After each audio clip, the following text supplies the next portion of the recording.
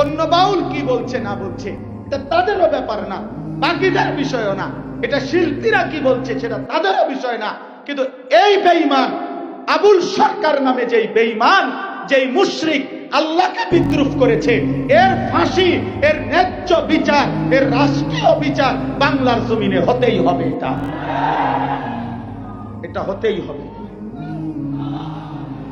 আল্লাহকে লক্ষ্য করে, মহান আল্লাহকে কেন্দ্র করে, আল্লাহকে উল্লেখ করে, উদ্দেশ্য করে পৃথিবীর কোন কাফের, মুশরিক, কোন মুরতাদ, কোন বেঈমান, কোন মূর্তি পূজক, কোন আগুন পূজারী, কোন সূর্য পূজারী, পৃথিবীর কোন নিকৃষ্ট কোন কাফের আল্লাহকে এত বড় কথা বলে নাই। এই মানিকগঞ্জের আবুল সরকার নামে ওই বাউল বেঈমান আল্লাহকে যে পরিমাণ কথা বলেছে, এই বেঈমান সরাসরি বেঈমান, এই বেঈমান প্রকাশ্য বেঈমান।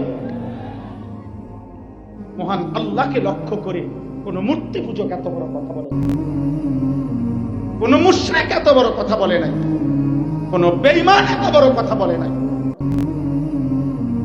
আপনাদের আমার বলার মতো ক্ষমতা নাই।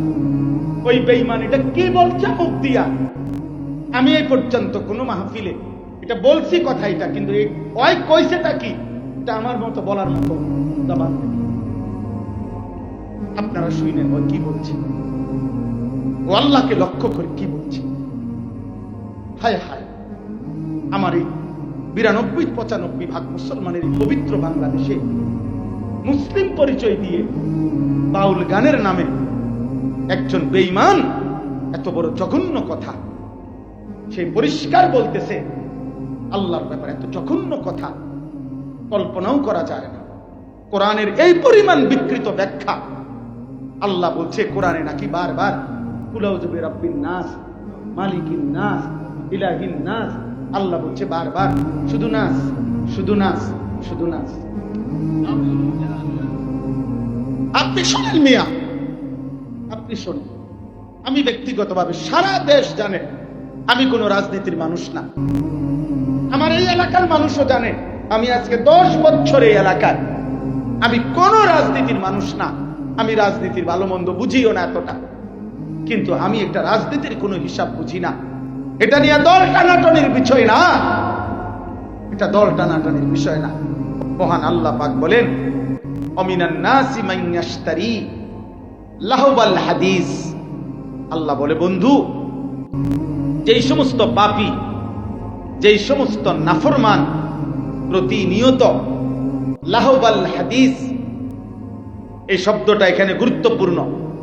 আল্লাহ বলেন যেই সমস্ত মানুষ প্রতিনিয়ত গান, বাদ্য, গায়িকা, বাদ্যের আসর, গানের আসর, নৃত্যের আসর, নর্তকীর আসর, গান বাদ্যের মজমা, হারাম ক্রীড়া, কৌতুক, হারাম বিনোদন, হারাম পথে অবসর, নাটক, সিনেমা, এই জাতীয় গুনাহ মিশ্রিত কথা এবং আসর আয়োজন করে, ব্যবস্থাপনা করে, লিয়ুদিল্লা আন সাবিলিল্লাহ, আল্লাহর পথ থেকে মানুষদেরকে পথহারা করে দেওয়ার জন্যে, পথভ্রষ্ট করে দেওয়ার জন্যে, বিগাইরি ইলমিন, অজ্ঞতা বশত, মূর্খতা বশত, অর্থাৎ যদিও নিজেকে ভাবে সে জ্ঞানী, সে জ্ঞানী।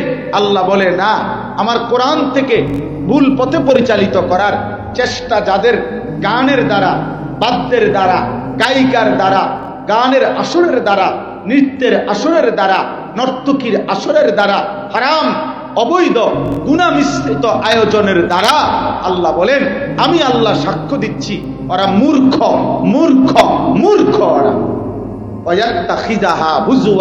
এবং এগুলো করে যারা আমার দ্বীনকে, আমার শরীয়তকে, আমার কালেমাকে, আমার কোরআনকে, আমার ইসলামকে, আমার বন্ধুর দাওয়াতকে উপহাস করে, ঠাট্টা করে, উলাইকা লাহুম আযাবুম মুহিন।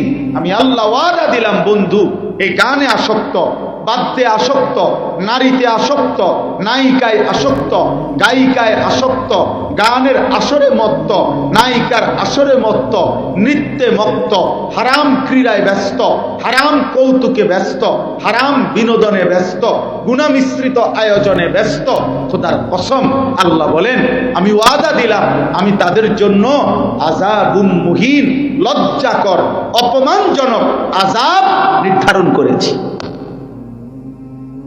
আল্লাহ বলেন দুই কথা, এক আমি তাকে আযাব দেব, দ্বিতীয়ত আযাব দেওয়ার আগে অপমান করব, ওকে আমি বেইজ্জতি করবই। হারাম যে ছড়ায়, হারামের সাথে যে থাকে, হারামের পরিবেশ যে ব্যবস্থা করে, হারামের জীবন যে কাটাইতে চায়, খোদার কসম আল্লাহর এটা ওয়াদা আমি তাকে অপমানও করব, আমি তাকে আযাব দেব।